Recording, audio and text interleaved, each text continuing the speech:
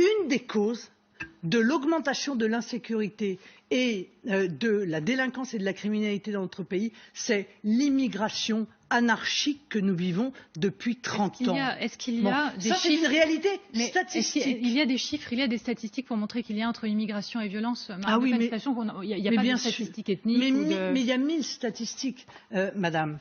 Mais je vais vous en donner une, ne serait-ce qu'une. 22% des détenus sont des étrangers. Or, les étrangers en France représentent normalement 6% de la population. Voilà, ça c'est un chiffre. Il y en a beaucoup d'autres. Mais si on ne veut pas regarder cela en face, si on ne veut pas régler le problème de l'immigration anarchique, si on ne veut pas arrêter cette folie qui consiste à ouvrir grand nos frontières, si on ne veut pas renvoyer dans leur pays ceux qui, étrangers, commettent des crimes et des délits, mais ça ne vous paraît pas la moindre des choses? Moi, je ne sais pas, ça me paraît la moindre des choses. On a accueilli des gens. On a fait preuve à leur égard d'hospitalité. Ils viennent dans notre pays et ils commettent des crimes, ou même des délits.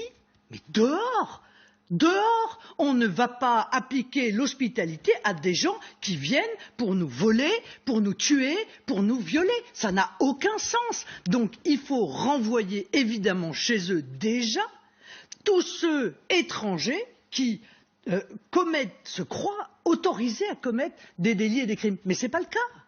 Ce n'est pas le cas. Et on meurt, on souffre de voir en permanence ces faits qui n'ont rien de divers. Parce que si ça vous touchait, on ne considérerait pas que c'est un fait divers de gens qui sont en même temps des multirécidivistes, étrangers, parfois même en situation irrégulière, parfois même sous le coup d'une obligation de quitter le territoire français depuis des années.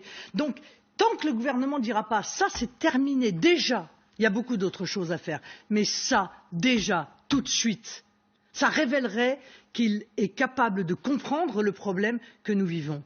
Mais évidemment, ils ne le feront pas.